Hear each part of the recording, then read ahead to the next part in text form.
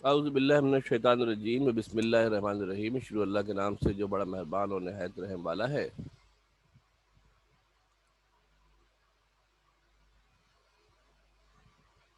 Chapter number 12 statics हम पढ़ रहे हैं और कॉम्बिनेशन ऑफ कैपेसिटर का टॉपिक हमने लास्ट टाइम किया था। और आज जो हम टॉपिक करेंगे बेसिकली वो इक्विवेलेंट कैपेसिटेंस की हम जनाब लीजिए वो जो इक्विवेलेंट कैपेसिटेंस हमारे पास होगा वो हम फाइंड आउट करेंगे। इससे पहले मैंने सोचा ये था कि थोड़ा सा आपको तो इससे पहले सोचा ये था कि थोड़ा सा जनाब आपको जो है वो जो कल हमने क्लास थोड़ी सी कराई थी, थोड़ा सा आपको एक दो चीज़ें उसमें और डिस्कस करनी थी, वो ज़रा सा रह गया था, तो आप उसको ज़रा देख लेते हैं। एक मिनट दीजिएगा।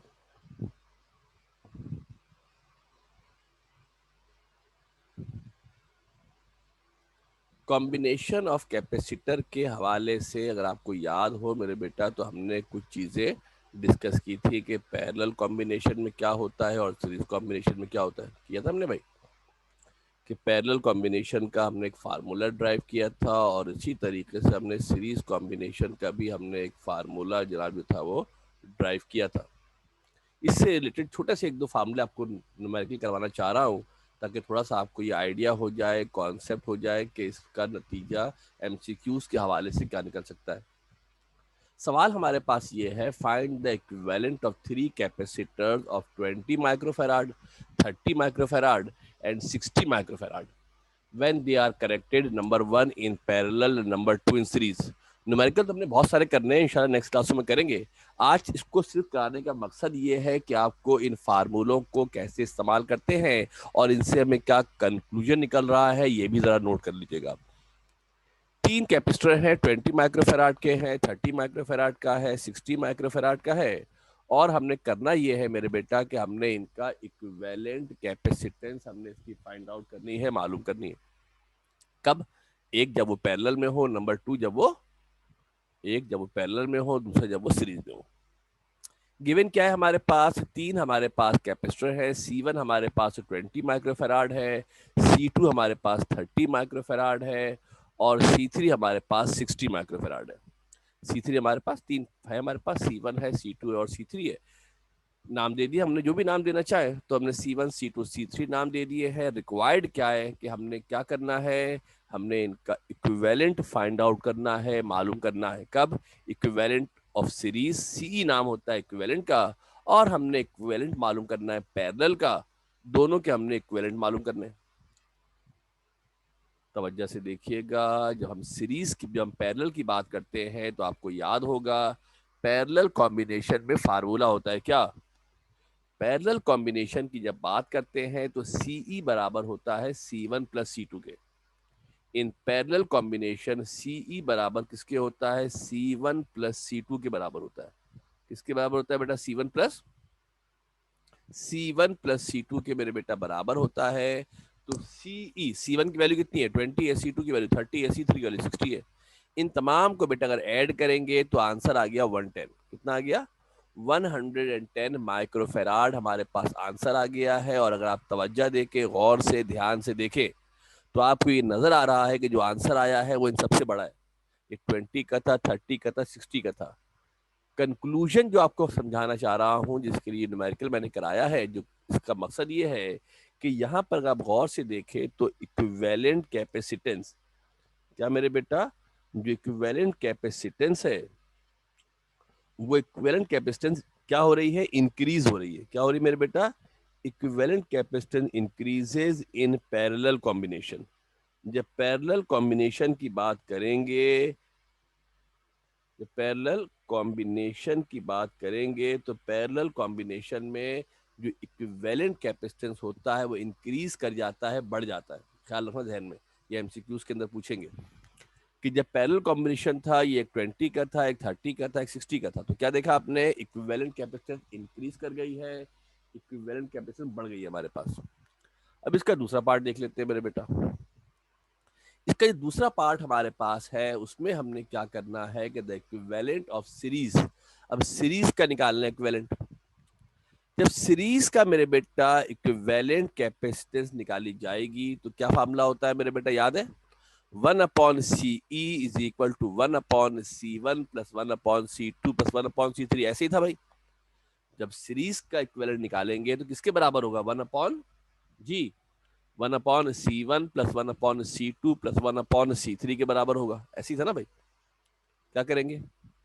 1/C1 20 है, 1/C2 30 है, 1/C3 60 है। कितना है बेटा? 60 है। इसको एलसीएम निकाल के ऐड करेंगे। अब चूंकि साइंटिफिक कैलकुलेटर आपके पास मौजूद है, since you have scientific calculator, अब आपके पास चूंकि साइंटिफिक कैलकुलेटर मौजूद है, तब इतने एलसीएम एलसीएम के चक्कर में पढ़ने का तो है ही नहीं, एलसीएम वगैरह में पढ़ने का तो है ही नहीं। बस अपॉन का बटन होता है, 1/20, 1/30, 1/60 प्लस करें, you will get the answer directly.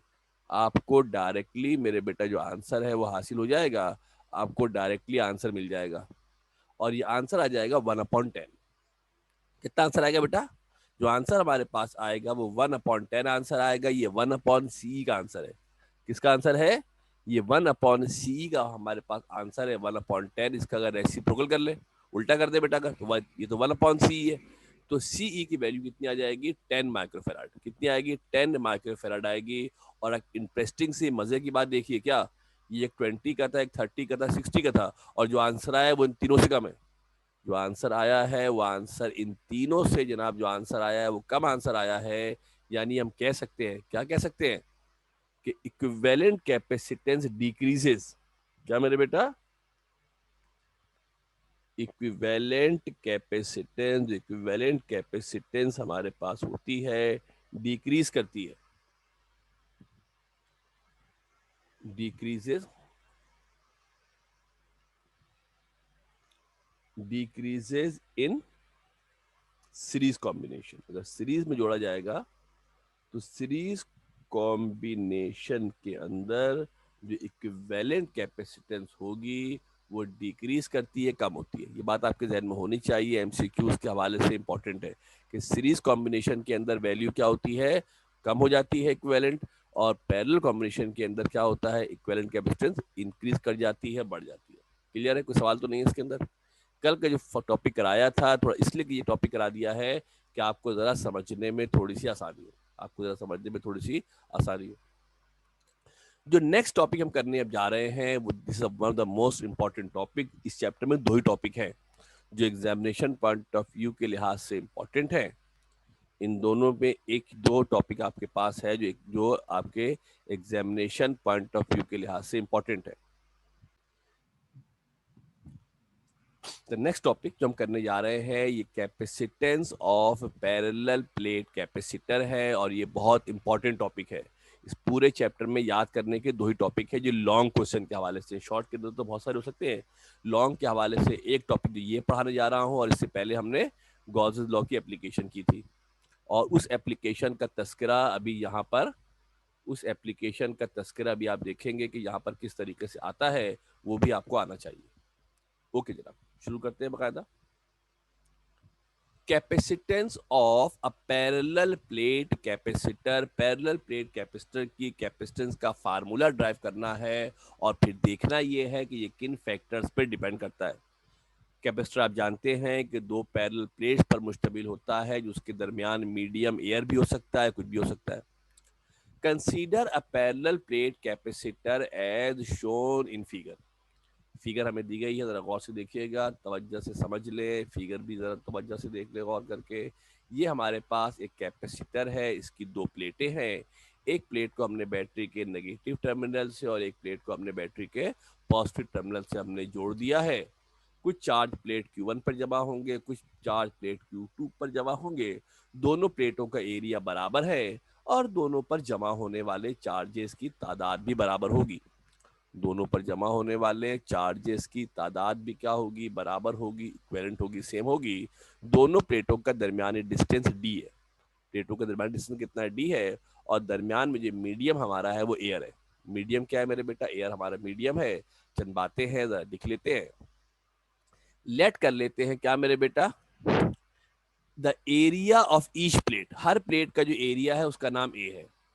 Her plate का जो एरिया हमारे पास है, चाहे तो उसको बना के दिखा भी देते हैं। हर प्लेट का जो एरिया है, इसका जो एरिया है, हर प्लेट का जो एरिया हमारे पास है वो ए है। दोनों प्लेटों का एरिया बराबर है, और उसका नाम क्या रखा है, उसका नाम हमने रख दिया ए, एरिया ऑफ प्लेट ए है। उसके बाद the separation between the plates is D, जैसे कि आपको यहाँ फिगर में दिखाया हुआ है, दोनों प्लेटों का दरमियानी फासला डी के बराबर है। दोनों प्लेट्स का जो दरमियानी फासला है, डिस्टेंस है, किसके बराबर है, डी के बराबर है। और इनके दरमियान जो मीडियम है वो एयर है। इनके दरमियान जो मीडियम है वो एयर है। इससे पहले कि कोई सवाल ये करे कि अगर मीडियम एयर के बजाय कुछ और हो तो क्या होगा, तो बेसिकली ये तीन इसके पार्ट है। एक पार्ट में हम एयर पढ़ेंगे, एक पार्ट में हम मीडियम क्या रखेंगे दरमियान में, एक पार्ट हम वो पढ़ेंगे जिसके अंदर मीडियम क्या होगा, एयर होगा। दूसरा पार्ट हम वो पढ़ेंगे जिसके अंदर मीडियम डाइलेक्ट्रिक होगा, क्या होगा, मीडियम। और फिर एक और पार्ट भी पढ़ेंगे जिसके अंदर मीडियम आधा एयर होगा आधा डाइलेक्ट्रिक होगा, ऐसा भी पढ़ेंगे। तो इसकी सरफेस चार्ज डेंसिटी है क्या मेरे बेटा, जो इसकी सरफेस चार्ज डेंसिटी है प्लेट की, हर पता है आपको, जब किसी प्लेट पर चार्ज स्टोर होते हैं तो उस पर चार्ज डेंसिटी होती है, वो बराबर है क्यू अपॉन ए के। इसके बराबर है बेटा, जो सरफेस चार्ज डेंसिटी है वो सिग्मा से रिप्रेजेंट करते हैं। और आपको पता है पहले हमने फार्मूला किया हुआ है, किसके बराबर होता है, चार्ज अपॉन एरिया के बराबर होता है। किसके बराबर होगा, क्यू अपॉन ए के बराबर होगा। किसके बराबर होगा, क्यू अपॉन ए के बराबर होगा। The electric field intensity between the plates of capacitor is given by, आपको याद है कि जो इलेक्ट्रिक इंटेंसिटी होती है उसका फार्मूला होता है सिग्मा अपॉन एप्सिलॉन नॉट। जब हम गॉसेस लॉ पढ़ रहे थे और गॉसेस लॉ की जब मेरे बेटा हमने एप्लीकेशन पढ़ी थी, गॉसेस लॉ पढ़ रहे थे और गॉसेस लॉ की जब हमने दूसरी एप्लीकेशन पढ़ी थी, अगर आपको याद हो तो इस दूसरी एप्लीकेशन में हमने फार्मूला आपको ड्राइव करवाया था कि अगर दो पैरेलल प्लेट्स होती हैं तो उनके दरमियान इलेक्ट्रिक इंटेंसिटी किसके बराबर होती है, सिग्मा अपॉन एप्सिलॉन नॉट के बराबर होती है। किसके बराबर होती है, सिग्मा अपॉन एप्सिलॉन नॉट के बराबर होती है। इसी चीज को हम यहाँ पर मेरे बेटा इस्तेमाल करने जा रहे हैं। जो सरफेस चार्ज डेंसिटी होती है, जब अपोजिट चार्ज प्लेट होंगे तो उसके दरमियान electric intensity sigma upon epsilon not के बराबर होगी। इसमें हम वैल्यू सब्स्टिट्यूट कर देते हैं किसकी, जो पोटेंशियल डिफरेंस होगा, जो पोटेंशियल डिफरेंस होगा बिटवीन द प्लेट्स, उसका फार्मूला होता है V is equal to E into D. ये भी जब आपको हम पोटेंशियल डिफरेंस पढ़ा रहे थे तो हमने डेफिनेशन लिखवाई थी कि पोटेंशियल डिफरेंस का फार्मूला होता है V बराबर होता है E इंटू डी के। किसके बराबर होता है, V, V जो हमारा होता है वो E इंटू डी के जनाब बराबर होता है। इसमें अगर हम E की वैल्यू सब्स्टिट्यूट कर दें, क्या करें इसके अंदर हम, इसके अंदर हम पुट कर देते हैं वैल्यू ऑफ ई, ई की वैल्यू हम इसके अंदर सब्स्टिट्यूट कर देते हैं। यानी जहां पर ई लिखा था, जहां पे क्या लिखा था मेरे बेटा, ई लिखा था, ई की जगह पे क्या लगा देते हैं, ई की जगह पर सिग्मा अपॉन एप्सिलॉन नॉट लगा देते हैं। जो ई था मेरे बेटा, ई की जगह पर क्या आ गया, सिग्मा अपॉन एप्सिलॉन नॉट आ गया, ई हट गया, ई की जगह पर सिग्मा अपॉन एप्सिलॉन नॉट आ गया। और थोड़ा सा अगर इसको आगे पीछे कर लें तो ये भी लिख सकते हैं, सिग्मा को अलग कर देते हैं और डी अपॉन एप्सिलॉन नॉट को अलग कर देते हैं। सिर्फ जगह बदली है, सिग्मा पीछे कर दिया, डी यहाँ पर ले आए। क्योंकि हम क्या करेंगे कि हम ये भी जानते हैं कि सिग्मा की वैल्यू क्यू अपॉन ए होती है। तो सिग्मा होता है, इसकी वैल्यू किसके बराबर होती है, सिग्मा की वैल्यू क्यू अपॉन ए के बराबर होती है सिग्मा की वैल्यू। लिखा ना ऊपर बेटा, अब सिग्मा की वैल्यू पुट कर देते हैं इसके अंदर।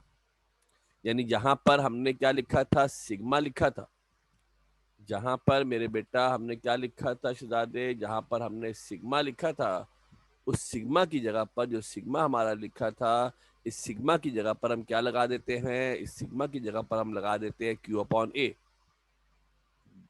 क्या करते हैं, क्यू अपॉन ए लगा देते हैं। और जब इसको फर्दर सिंप्लीफाई करेंगे तो Q D upon A epsilon not हो गया।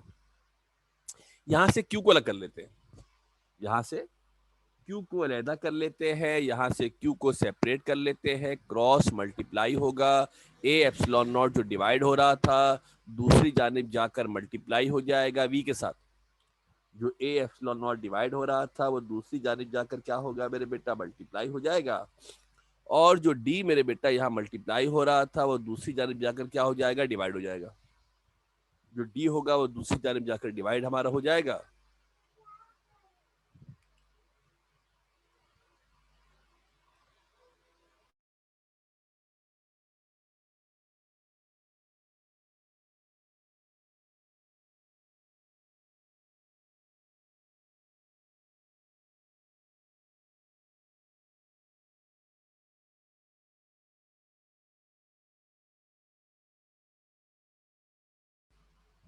फिर हम ये भी जानते हैं कि जो इलेक्ट्रिक चार्ज स्टोर होते हैं किसी कैपेसिटर पर, किसके बराबर होते हैं? सीबी के बराबर होते हैं। जो फार्मूला होता है कैपेसिटेंस का, क्यू किसके बराबर होता है? सी इंटू वी के बराबर होता है। पढ़ा थ्योरी के अंदर हमने कि जो चार्ज स्टोर होते हैं किसी भी कैपेसिटर पर, किसके बराबर होते हैं? सी इंटू वी के बराबर होते हैं। क्या होते हैं? सी इंटू वी के बराबर होते हैं। इसके अंदर अगर वैल्यू पुट कर दे क्यू की, इसकी वैल्यू पुट कर दे मेरे बेटा, अगर इसके अंदर हम वैल्यू सब्सटीट्यूट कर दे क्यू की, जहां पर क्यू लिखा था वहां पर क्यू की जगह हम क्यू की मेरे बेटा वैल्यू सब्सटीट्यूट कर दे, तो क्या हो जाएगा? जो Q हमारे पास था उस Q की जगह पर Q की मेरे बेटा वैल्यू आ जाएगी। और हम क्या देखते हैं कि V दोनों तरफ मौजूद है। जो V हमारे पास है, V हमारा यहाँ पर भी है, V यहाँ पर भी है, तो V से भी क्या कर सकते हैं मेरे बेटा? कैंसिल कर सकते हैं। V हमारा कैंसिल हो जाएगा और जो कैपेसिटेंस का हमारा फार्मूला है वो ड्राइव हो जाएगा क्या? A epsilon not upon D. क्या होगा? A epsilon not upon D. A ऊपर है, D नीचे है। ये फार्मूला ये सजेस्ट कर रहा है कि कैपेसिटेंस एरिया के डायरेक्टली प्रोपोर्शनल है। क्या है? एरिया के, जो कैपेसिटेंस है वो एरिया के डायरेक्टली प्रोपोर्शनल है। यानी अगर एरिया बढ़ेगा तो कैपेसिटेंस बढ़ेगी।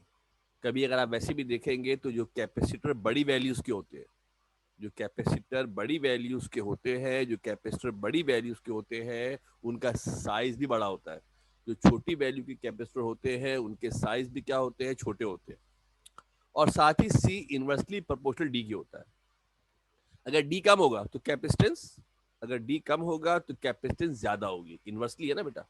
अगर डी कम होगा, प्लेटों के दरमियान फासला अगर कम होगा, तो फासला कम होने की वजह से कैपेसिटेंस की वैल्यू क्या हो जाएगी? ज्यादा हो जाएगी।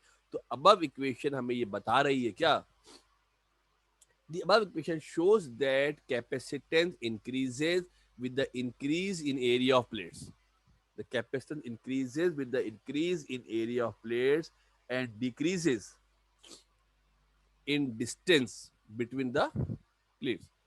कैपेसिटेंस बढ़ जाएगी अगर प्लेटों के दरमियान डिस्टेंस को डिक्रीज कर देंगे, डिस्टेंस को कम कर देंगे। अगर डिस्टेंस कम कर दिया जाएगा तो कैपेसिटेंस बढ़ जाएगी। एरिया बढ़ा देंगे तो कैपेसिटेंस क्या होगी? हमारे पास बढ़ जाएगी, कैपेसिटेंस हमारे पास ज्यादा हो जाएगी। तो this is the formula for the capacitance of parallel plate capacitor when the medium between the plates is air. जबकि प्लेट्स के दरमियान जो मीडियम है वो मीडियम कौन है मेरे बेटा? प्लेट्स के दरमियान जो मीडियम हमारे पास है वो मीडियम हमारे पास एयर है। कौन मीडियम है बेटा? एयर हमारे पास मीडियम है। तो कैपेसिटेंस जो हमारे पास होगी उसका formula A epsilon not upon D है। ये फार्मूला भी आपको याद होना चाहिए। जैसा कि आपको बताया कि इसके दो पार्ट है। एक पार्ट पे तो हमारे पास मीडियम एयर है, तीन पार्ट है बेसिकली। दूसरे पार्ट के अंदर क्या हो सकता है कि इसके दरमियान जो मीडियम है मेरे बेटा, कोई डाइलेक्ट्रिक मीडियम आ जाए। क्या आ जाए मेरे बेटा? प्लेटों के दरमियान जो क्या करें बेटा, हम किसी डाइलेक्ट्रिक मीडियम को इंसर्ट कर दे, डाइलेक्ट्रिक मीडियम को फिल कर दे। इसको फिल कर दे तो ये अलग पार्ट है। ये एग्जाम में लिखा हुआ आता है ये डाइलेक्ट्रिक। और तीसरा होता है पार्शली फिल्ड, आधे में डाइलेक्ट्रिक होगा और आधे में एयर होगी। दूसरा पार्ट हम करने जाते हैं। अगर यहाँ किसी ने कोई सवाल करना हो तो आप सवाल जनाब कर सकते हैं। 2 मिनट जरा ब्रेक कर लेते हैं, जरा पानी पी ले।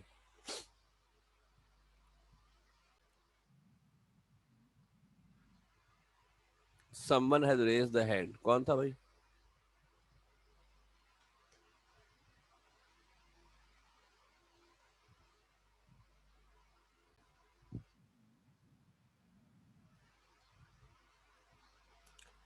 अब हम क्या करने जा रहे हैं? अब हम क्या करने जा रहे हैं कि मेरे बेटा capacitance of in the presence of dielectric, अगर हमारे पास डाइलेक्ट्रिक मीडियम मौजूद हो, अगर हमारे पास प्लेटों के दरमियान डाइलेक्ट्रिक मीडियम आ जाए तो इसकी जो कैपेसिटेंस होगी उस कैपेसिटेंस का हमने फार्मूला ड्राइव करना है। इसका मेरे बेटा, अगर कैपेसिटर के दरमियान कंप्लीटली डाइलेक्ट्रिक से फिल कर दे तो क्या हमारे पास फार्मूला होगा कैपेसिटेंस का, वो हमने फाइंड आउट करना है।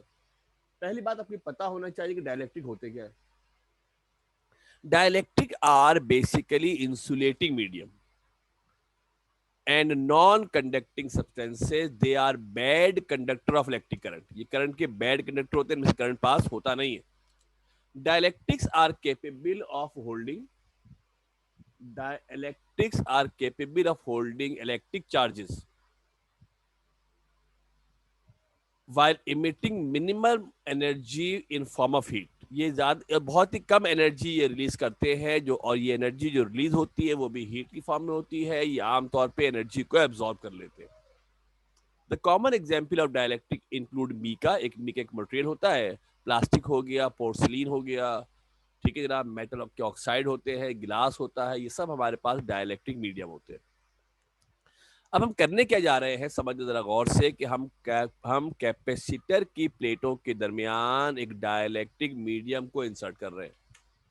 Late us insert a dielectric medium of relative permittivity epsilon R. ये आपको याद होगा जब कूलम्स लॉ हमने पढ़ाया था तो आप बताया था कि डायलैक्ट्रिक मीडियम की एक प्रॉपर्टी होती है जिसको एप्सिलॉन आर से रिप्रेजेंट करते हैं। किससे करते हैं? एप्सिलॉन आर से रिप्रेजेंट इसको किया जाता है between the plates such that it is fully occupied the space between the plates। इस तरीके से कि डायलैक्ट्रिक मुकम्मल तौर पर प्लेटों के दरमियान मौजूद है। कैपेसिटर के अंदर पता है आपको दो पैरेलल प्लेट्स होती है। क्या होती है? दो पैरेलल प्लेट्स होती है। इसके दरमियान ये हमारे पास डायलैक्ट्रिक मीडियम रख दिया हमने। क्या रख दिया हमने? जब डायलैक्ट्रिक मीडियम रखा जाएगा तो डायलैक्ट्रिक मीडियम के अंदर भी चार्जेस होंगे, सीधी सी बात है। जो डायलैक्ट्रिक मीडियम होगा उस डायलैक्ट्रिक मीडियम के अंदर भी क्या होते हैं? हमारे पास चार्जेस होते हैं, मगर ये चार्जेस फिक्स्ड होते हैं। चार्जेस क्या होते हैं? मूव नहीं कर रहे होते, फिक्स चार्जेस होते हैं, कम होते हैं। ये हमारे पास क्या देखा? जो येलो कलर से मैंने रखा है, आपको अगर नजर आ रहा हो मेरे बेटा, ये येलो कलर से मैंने डायलैक्ट्रिक को दरमियान में रखा है, डायलैक्ट्रिक रखा है। जब इसके दरमियान हम डायलैक्ट्रिक को रखेंगे तो डायलैक्ट्रिक के अंदर भी कुछ थोड़े बहुत चार्जेस होते हैं। अब जब सुनना गौर से ध्यान से, सारा काम थ्योरेटिकल है, कोई डेरिवेशन नहीं है इसके अंदर ना। आप बेशतर नोट्स देखेंगे, तमाम नोट्स पे डेरिवेशन की हुई है, हालांकि डेरिवेशन है ही नहीं। किताब अगर आप देखेंगे तो उस पर थ्योरेटिकली एक्सप्लेन किया हुआ है और आपने थ्योरेटिकली एक्सप्लेन करना है। The electric field between the plates distorts the molecules of dielectric। समझ लीजिए गौर से बेटा, जो जब कैपेसिटर होगा तो कैपेसिटर की प्लेटों के दरमियान इलेक्ट्रिक फील्ड होगी। कैपेसिटर की प्लेटों के दरमियान क्या होगी? इलेक्ट्रिक फील्ड होगी। ये इलेक्ट्रिक फील्ड क्या करेगी? डायलैक्ट्रिक के मॉलिक्यूलों को डिस्ट्रॉर्ट कर देगी। डिस्ट्रॉर्ट करने के मतलब उनके अंदर बिगाड़ पैदा कर देगी। वो जिस हुलिये में थे उसको उस हुलिये में नहीं रहने देगी। डिस्ट्रॉर्ट का मतलब होता है बिगाड़ पैदा हो जाना, शक्ल बदल जाना, तरतीब बदल जाना। Distort the molecule of dielectric, the molecule are polarized. ये आपने पढ़ा होगा केमिस्ट्री के अंदर। पोलराइज का मतलब क्या होता है? एक मॉलिक्यूल अगर आपके पास है, समझ लो जरा गौर से, थोड़ी सी डायग्राम बनाता हूँ सामने समझना। एक मॉलिक्यूल होता है, ये नॉन पोलर होता है, इस पर कोई चार्ज नहीं होता। हालांकि होते इसके अंदर पॉजिटिव चार्ज भी है, होते इसके अंदर नेगेटिव चार्ज भी है। क्या होते हैं इसके अंदर? पॉजिटिव चार्ज भी होते हैं, नेगेटिव चार्ज भी होते हैं। अगर आपको लिख के थोड़ा दिखा भी दूँ, समझ भी लो। अगर आप, कुछ पॉजिटिव चार्ज इसके अंदर हैं और कुछ इसके अंदर क्या है मेरे बेटा? कुछ इसके अंदर पॉजिटिव चार्ज है, कुछ इसके अंदर क्या है मेरे बेटा? फिर पॉजिटिव, फिर नेगेटिव चार्ज है, फिर पॉजिटिव चार्ज। इस तरीके से इसके अंदर चार्जेस डिस्ट्रीब्यूट होते हैं, चार्जेस हमारे पास फैले हुए डायलैक्ट्रिक के अंदर। अब होता यह है, जब हम इसको इलेक्ट्रिक फील्ड के दरमियान रखते हैं, जब हम बेटा इसको इलेक्ट्रिक फील्ड में रखते हैं, पॉजिटिव नेगेटिव फील्ड के दरमियान रखा जाता है, तो मॉलिक्यूल पोलराइज हो जाता है। मॉलिक्यूल क्या होता है? पोलराइज होता है। एक तरफ इसके पॉजिटिव चार्ज जमा हो जाते हैं, एक तरफ क्या होते हैं बेटा? इसके पॉजिटिव चार्ज एक तरफ जमा हो जाते हैं, पॉजिटिव चार्ज एक तरफ जमा हो जाते हैं, और जो नेगेटिव चार्ज होते हैं मेरे बेटा वो एक तरफ जमा हो जाते हैं। इस चीज को कहते हैं पोलराइज होना। क्या कहते हैं इसको मेरे बेटा? इस चीज को कहा जाता है कि ये आपका पोलराइज हो गया। इस चीज के मतलब होता है कि ये आपका पोलराइज हो गया है, पोलर फॉर्म में पोलराइज हो गया। ये एक एंड नेगेटिव हो गया है, एक एंड आपका पॉजिटिव हो गया है, तो ये पोलराइज हो जाता है। किसकी मौजूदगी की वजह से? कैपेसिटर पे मौजूद चार्जेस की वजह से मॉलिक्यूल पोलराइज हो जाता है। डायलैक्ट्रिक का एक सिरा नेगेटिव हो जाता है, एक सिरा पॉजिटिव हो जाता है। इस नेगेटिव और पॉजिटिव होने की वजह से the presence of these charges decreases the potential difference between the plates। ये बीच जब डायलैक्ट्रिक आया ना, जब बीच में डायलैक्ट्रिक आया और डायलैक्ट्रिक के अंदर क्या पैदा हुआ मेरे बेटा, चार्ज पैदा हुआ, तो डायलैक्ट्रिक में मौजूद चार्ज की वजह से जो प्लेटों के दरमियान पोटेंशियल डिफरेंस है वो डिक्रीज कर जाता है, जैसा कि फिगर ए में दिखाया है। जब इस कैपेसिटर को बैटरी के साथ जोड़ा जाता है, जब इस कैपेसिटर को मेरे बेटा बैटरी के साथ हम कनेक्ट करेंगे, जब इस कैपेसिटर को बैटरी के साथ जोड़ा जाएगा, समझ लेना बात ध्यान से, तो it will the capacitor connected to battery will accumulate more charges. पहले कम चार्ज थे, अब देखो चार्ज इसके अंदर ज्यादा होगा, क्योंकि हमने क्या किया मेरे बेटा इसको, अब हमने क्या किया है कि हमने इसको बैटरी के साथ कनेक्ट कर दिया है, बैटरी के साथ हमने इसको जोड़ दिया। अब हमने क्या किया, इस कैपेसिटर को हमने मेरे बेटा बैटरी के साथ कनेक्ट कर दिया, बैटरी के साथ हमने कैपेसिटर को जोड़ दिया, इस तरह बैटरी बन जाएगी। बैटरी के साथ जब इसको जोड़ देंगे तो क्या देखेंगे कि कैपेसिटर मजीद चार्ज एक्यूमुलेट करेगा और पहले जो चार्जेस कम थे उन चार्जेस की तादाद बढ़ जाएगी। जो चार्जेस तादाद में देखो ना, पहले 1 2 3 4 5, जब मैंने बहुत सारे बनाए, बहुत सारे बनाने के मतलब ये है कि इस पर जो चार्जेस हमारे पास है, प्लेटों पर जो चार्जेस है इनकी तादाद क्या होगी, इंक्रीज कर जाएगी, इन पर चार्जेस की तादाद क्या होगी, बढ़ जाएगी। कंपेरेटिवली देखो तो चार्ज क्या हो गया, ज्यादा हो गया बैटरी से जोड़ने पर, जैसे कि फिगर बी में दिखाया गया। The presence of dielectric reduces the electric intensity by epsilon R times. ये हमने पहले भी, अगर आपको याद होगा, तो क्या होता है, electric intensity epsilon R time decrease कर देता है, epsilon R time electric intensity decrease कर देता है। और मेरे बेटा कैपेसिटेंस क्या होती है, एप्सिलॉन आर टाइम्स बढ़ जाती है। मैंने आपको पहले भी सिखाया था, बताया था कि जब भी कभी आप कोई फार्मूला ड्राइव करें और जब उस फार्मूले को हम कन्वर्ट करते हैं किसमें, डायलैक्ट्रिक की शक्ल में, ये फार्मूला हमारा आया है, जहां पर एप्सिलॉन नॉट होता है उसके पड़ोस में क्या करना होता है, उसके पड़ोस में एप्सिलॉन आर को बिठा देना होता है, उसके पड़ोस में एप्सिलॉन आर को जनाब बिठा देना होता है, तो एप्सिलॉन आर इसके बराबर में आ गया, ऊपर आ गया एप्सिलॉन आर। वो तमाम फैक्टर जिसमें एप्सिलॉन आर की वैल्यू ऊपर आती है, क्योंकि एप्सिलॉन आर 1 से ज्यादा होता है, एप्सिलॉन आर की वैल्यू 1 से ज्यादा होती है, एप्सिलॉन आर की वैल्यू ग्रेटर देन 1 होती है। इसका मतलब ये होगा, एक और चीज देख ले कि A epsilon not upon D C के बराबर होता है। तो हम ये भी कह सकते हैं कि सी डैश बराबर होता है सी एप्सिलॉन आर इंटू सी। ये जो आपके पास इस इक्वेशन के अंदर मौजूद था, क्या मेरे बेटा, इस इक्वेशन के अंदर जो आपके पास A epsilon not upon D मौजूद था, इसकी जगह पर हम क्या लगा सकते हैं, सी लगा सकते हैं। एप्सिलॉन आर इससे मल्टीप्लाई हो रहा है, इसका मतलब क्या हो रहा है, एप्सिलॉन आर इससे मल्टीप्लाई हो रहा है, इसका मतलब है कि जो कैपेसिटेंस होगी वो एप्सिलॉन आर टाइम्स इंक्रीज कर जाएगी। जो कैपेसिटेंस होगी वो क्या होगी मेरे बेटा, एप्सिलॉन आर टाइम्स जो कैपेसिटेंस हमारी है वो डिक्रीज, वो कैपेसिटेंस हमारी क्या होगी, इंक्रीज कर जाएगी, कैपेसिटेंस हमारी बढ़ जाएगी। तो डायलैक्ट्रिक मीडियम की मौजूदगी से कैपेसिटेंस क्या होती है, बढ़ जाती है, कैपेसिटेंस में इजाफा हो जाता है। और जब भी हमें अच्छे क्वालिटी के कैपेसिटर बनाने होते हैं, ज़्यादा हाई वैल्यू के कैपेसिटर हमने बनाने होते हैं, तो हम उसमें क्या करते हैं, अच्छे डायलैक्ट्रिक मीडियम यानी मीका वगैरह का इस्तेमाल करते हैं। तो ये हमारे पास डेरिवेशन हो गई किसके हवाले से मेरे बेटा, ये हमारे पास डेरिवेशन हो गई capacitance of in the presence of completely filled dielectric.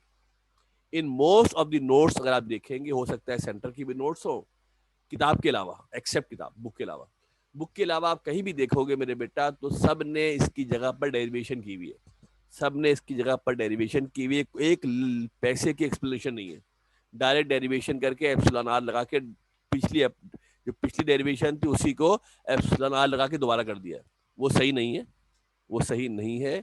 सही तरीका जो इसका है वो हमने इसको थ्योरेटिकली डिस्क्राइब करना है, थ्योरेटिकली एक्सप्लेन करना है, क्या इसकी रीजनिंग है, क्या इसकी लॉजिक है। चार्जेस की मौजूदगी की वजह से डायलैक्ट्रिक में खुद चार्ज पैदा हो जाते हैं, तो डायलैक्ट्रिक में पैदा होने वाले चार्जेस की वजह से कैपेसिटेंस पोलराइजेशन की वजह से जो चार्ज होते हैं वो इंक्रीज कर जाते हैं, बढ़ जाते हैं। इसको मेरे बेटा याद कर लेना, इसका तीसरा पार्ट बाकी है अभी, जिसके अंदर पार्शली फिल्ड डायलैक्ट्रिक है। अभी सूरत हाल ये थी मेरे बेटा, मुकम्मल तौर पे क्या था हमारे पास, अभी हमारे पास मुकम्मल तौर पर क्या मौजूद है मेरे बेटा, डायलैक्ट्रिक है, एक तो मुकम्मल तौर पे था। तीसरा पार्ट इसका हम करेंगे इंशाल्लाह नेक्स्ट क्लास के अंदर, तो उसमें हाफ फिल्ड डायलैक्ट्रिक होगा, हाफ फिल्ड डायलैक्ट्रिक होगा, तो इंशाल्लाह नेक्स्ट क्लास में करेंगे।